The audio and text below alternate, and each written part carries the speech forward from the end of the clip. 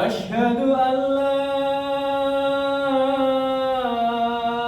إله إلا الله.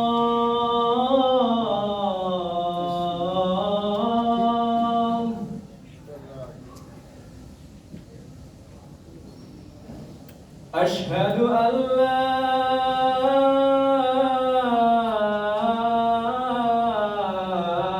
إله إلا الله.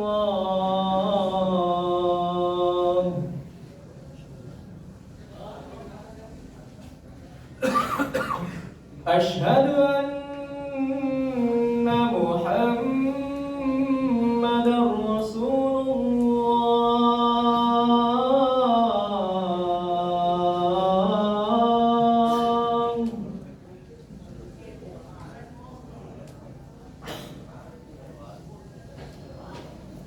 أشهد أن محمدًا رسول الله.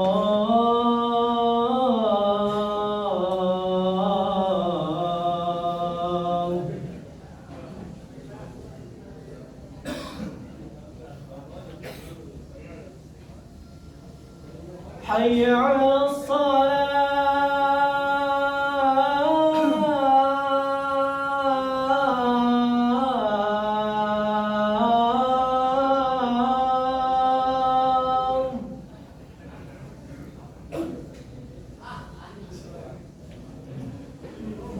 حي على الصلاة.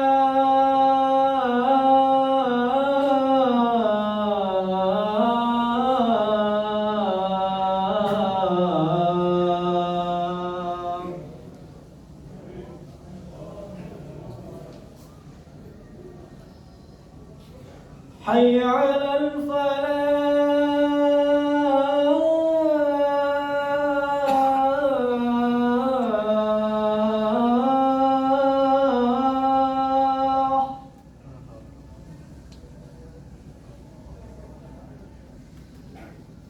حي على الفلاح.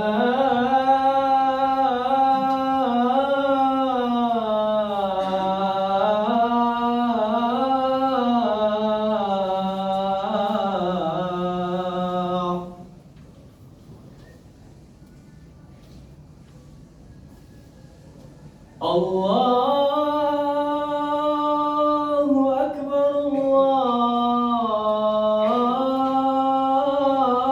الله أكبر. لا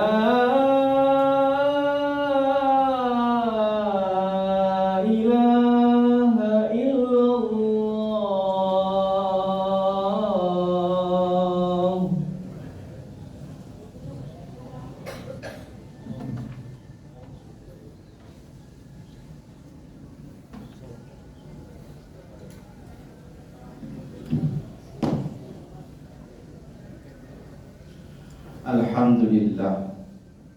Alhamdulillahilladzi nahmaduhu wa nasta'inuhu wa nastaghfiruh wa na'udzu billahi min shururi anfusina min sayyiati a'malina may yahdihillahu fala mudilla lahu wa may yudlil fala hadiya lahu.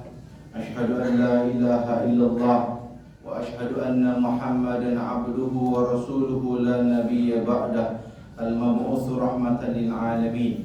Allahumma salli wa sallim ala habibina syafi'ina wa qurrati a'yunina sayyidina Muhammadin wa ala alihi wa ashabihi wa man tabi'ahum bi ihsanin ila yaumiddin.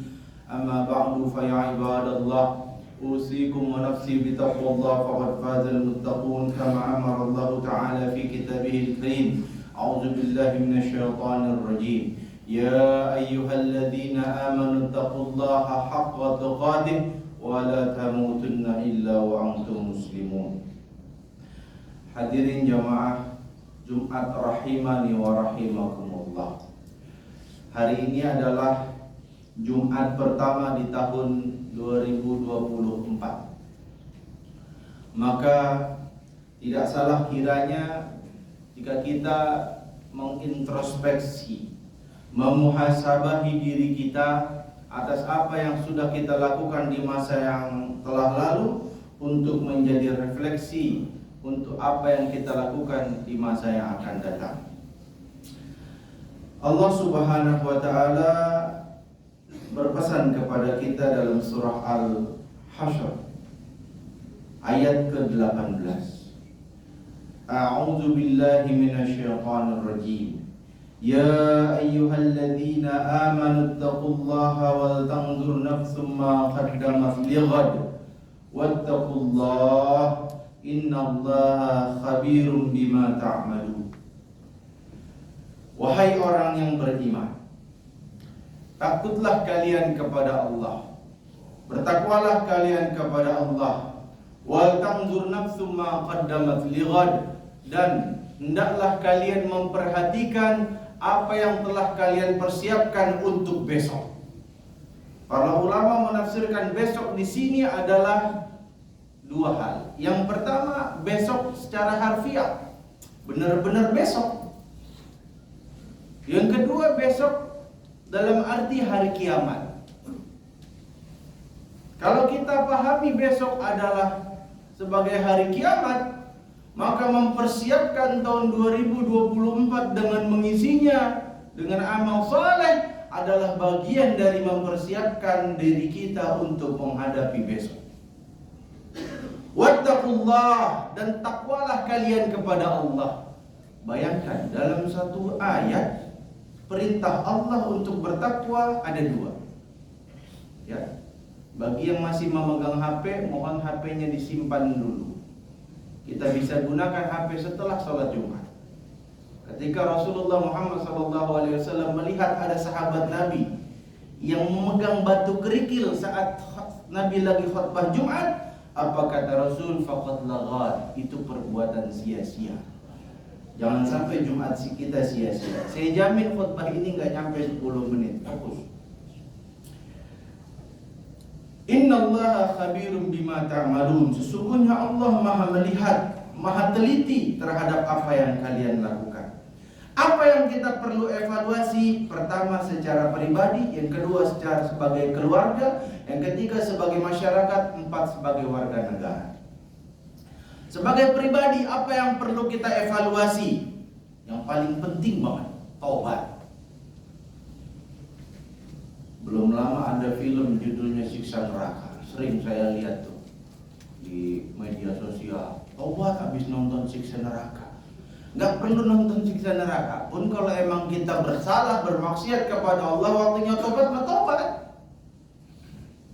Innallaha yuhibbut tawabina wa yuhibbul mutatahhirin. Allah mencintai orang yang tobat, dan Allah mencintai orang yang selalu membersihkan dirinya. Allah cintanya kepada kita saat kita tobat digambarkan oleh Rasulullah dalam hadis riwayat Imam At-Tirmizi. Hadisnya panjang, intinya gini. Gambaran betapa senangnya Allah melihat kita tobat itu seperti seorang laki-laki berjalan di gurun pasir yang nggak ada pohon, nggak ada orang. Dia berjalan dengan menuntun satu onta, yang di onta itu semua perbekalannya ada. Tiba-tiba ontanya kabur. Dikejar ke sana, dikejar ke sini, bingung dia. Wah, nggak dapet. Akhirnya dia udah istirahat. Ya kalaupun gue mati, udahlah mati dengan tenang. Karena dia putus asa. Dari tempatnya jauh, tempat tujuannya juga jauh, tengah-tengah bingung, persiapan nggak ada. Tiba-tiba pas dia buka mata, ontanya ada depan mata dia. Kebayang gembiranya orang itu. Saking gembiranya dia naikin itu onta, lalu dia berkata, "Ya Allah, Engkaulah hambaku dan aku dah Tuhanmu." Itu secara akidah sesat itu orang ngomong. Cuma karena dia ngomongnya dalam keadaan gembira yang meluap-luap sampai salah ngomong. Salah ngomongnya diampuni oleh Allah Subhanahu wa taala. Itu gambaran orang yang bertaubat. Senangnya Allah melihat kita tobat tuh kayak begitu. Evaluasi kita. Tobat atas apa sih? Maksiat. Dosa gede, dosa kecil. Jangan pandang dosa gede, dosa kecil. Kepada siapa kita maksiat, itu doang masalahnya. Kedua, ilmu. Jangan bilang, saya mau bukan santri, ngapain belajar-belajar amat. Man yuridillahu bihi khair yufaqihu fiddin. Siapa yang Allah kehendaki baginya kebaikan, Allah akan fakihkan dia, Allah akan fahamkan dia dalam urusan agama. Berarti kalau kita semakin banyak ilmu, semakin banyak kebaikan dalam diri kita. Betapa banyak kemaksiatan dilakukan karena kurang ilmu. Betapa banyak orang dapat pahala karena banyak ilmu. Penting ilmu bagi hidup kita. Secara pribadi, ingat dua: tobat, perbanyak ilmu. Lalu sebagai keluarga, bagi yang belum berkeluarga, jangan pernah menunda-nunda untuk berkeluarga. Ada sahabat Nabi, badannya kekar, hartanya banyak, mau nikah kapan aja bisa. Ditanya sama Nabi, kenapa kamu belum nikah juga? Belum mau ya Rasul. Kalau kamu kayak begini terus, saya nggak peduli kamu mati Yahudi atau kamu mati Kristen. Gak boleh jadi jomblo terus-terusan. Kecuali emang belum mampu, itu lain hal. Tapi gaji 10 juta, aset di mana-mana, perempuan tinggal milih, masih kagak mau nikah juga. Temennya setan itu, biar bisa maksiat kemana-mana. Nauzubillah min dzalik. Nikah itu separuh agama. Jangan bangga jadi jomblo. Yang kedua, kalau udah punya istri, udah punya keluarga, faham bahwa kita adalah ar-rijalu qawwamuna 'alan nisa. Suami itu adalah qawam buat istri. Kenapa Allah tidak mengatakan imam? Kenapa Allah tidak mengatakan rais? Kenapa Allah tidak menggunakan kata-kata lain? Kenapa yang Allah gunakan qawwam? Qawwam itu pelindung, penjaga. Maka orang yang paling melindungi istri harusnya suaminya. Jangan jadi suami, istri salah dikit gebukin, wah, lebih galak daripada satpam gebukin maling. Nauzubillah min dzalik. Kalau kita udah jadi suami, jaga mulut, jangan gampang ngomong cerai. Jaga tangan, jangan gampang nempelin istri. Orang yang paling baik di antara kalian, khairukum li ahli, adalah yang paling baik kepada anak dan istri kalian. Wa ana khairukum li ahli, kata Rasul, dan aku adalah orang yang paling baik terhadap istri di antara kalian. Baik sama istri. Sebagai masyarakat, yang pertama, jadi kontrol sosial kita di masyarakat. Jangan jadi patung. Dulu zaman saya masih kecil, ada perempuan keluar pakai lepis. Walaupun lepisnya panjang, ditegur sama orang. Neng, kasihan orang tua lu, udah didik capek-capek, lu jadi kayak begitu. Timbang pakai lepis padahal. Karena buruk penilaian masyarakat terhadap perempuan keluar sore-sore pakai lepis. Wanita bukan baik-baik itu. Zaman sekarang jangan pakai lepis, pakai celana rok mini juga orang nggak peduli. Nauzubillah min dzalik. Ingat hadis tentang Allah mengutus satu malaikat ke satu kaum untuk mengazab mereka. Malaikatnya turun, nyampe di bawah, malaikat bingung, ada orang sholat, balik lagi, ya Allah, itu ada orang sholat. Apa kata Allah? Azab mulai dari orang yang sholat itu. Bingung malaikat, loh, orang yang sholat diazab ya Allah? Iya, dia rajin sholat, dia rajin puasa, dia rajin zakat, tapi mukanya tidak pernah merah karena agamanya.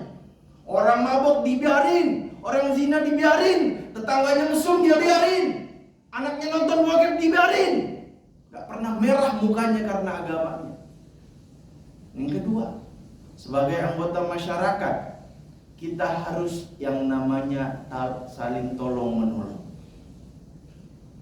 Wa ta'awanu 'alal birri wat taqwa, dan tolong menolonglah kalian dalam kebaikan dan takwa. Wa la ta'awanu 'alal ismi wal 'udwan. Yang terakhir, keempat, yaitu tentang masyarakat. Pertama, dari masyarakat negara. Pertama, tentang negara kita harus punya kepedulian. Jangan golput. Memilih pemimpin adalah bagian dari tanggung jawab kita sebagai warga negara. Kalau zaman dulu golput itu gerakan perlawanan terhadap penguasa. Kenapa? Karena pemimpinnya udah ketahuan padahal pemilunya belum dikerjain. Itu bagus. Tapi kalau di zaman sekarang nggak nyambung. Bahkan ada fatwa dari Majelis Ulama, wajib milih pemimpin yang soleh, beriman, bertakwa. 4 cirinya. Pertama cerdas, siddiq. Yang kedua amanah. Yang ketiga tabligh. Yang keempat siddiq, jujur, amanah, fatonah, tabligh. Ya. Lalu sebagai warga negara kita juga wajib untuk menjaga persatuan dan kesatuan, kerukunan, kedamaian agar Indonesia menjadi baldatun thayyibatun wa rabbun ghafur. Itu saja yang saya bisa sampaikan, semoga bisa menjadi renungan buat kita semua. Aku qouli hadza wa astaghfirullah li wa lakum. Wa astaghfirullah li wa lakum wa astaghfiruhu innahu huwal ghafurur rahim.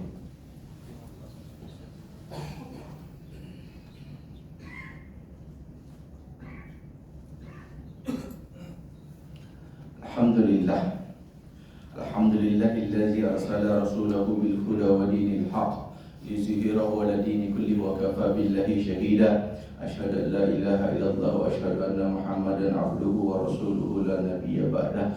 Al-mab'uts rahmatan lil 'alamin. Allahumma shalli wa sallim 'ala habibina wa syafi'ina wa qurrati a'yunina sayyidina Muhammadin wa 'ala alihi wa ashabihi ajma'in. Amma ba'du fa ya ibadallah, أوصيكم ونفسي بتقوى الله فقد فاز المتقون كما أمر الله تعالى في كتابه الكريم. أعوذ بالله من الشيطان الرجيم. يا أيها الذين آمنوا اتقوا الله ولتنظر نفس ما قدمت لغد واتقوا الله إن الله خبير بما تعملون. إن الله وملائكته يصلون على النبي يا أيها الذين آمنوا صلوا عليه وسلموا تسليما. اللهم صل على سيدنا محمد وعلى آل سيدنا محمد كما صليت على سيدنا إبراهيم وعلى آل سيدنا إبراهيم. بارك على سيدنا محمد وعلى آل سيدنا محمد كما باركت على سيدنا إبراهيم وعلى آل سيدنا إبراهيم في العالمين إنك حميد مجيد. اللهم اغفر للمسلمين والمسلمات والمؤمنين والمؤمنات الأحياء منهم والأموات إنك سميع قريب مجيب الدعوات يا قاضي الحاجات. اللهم أغننا بحلالك عن حرامك وبطاعتك عن معصيتك وبفضلك عن سواك. اللهم انصر إخوان المجاهدين في فلسطين. اللهم انصر إخوان المجاهدين في غزة. اللهم انصر إخوان المجاهدين في كل مكان وفي كل زمان.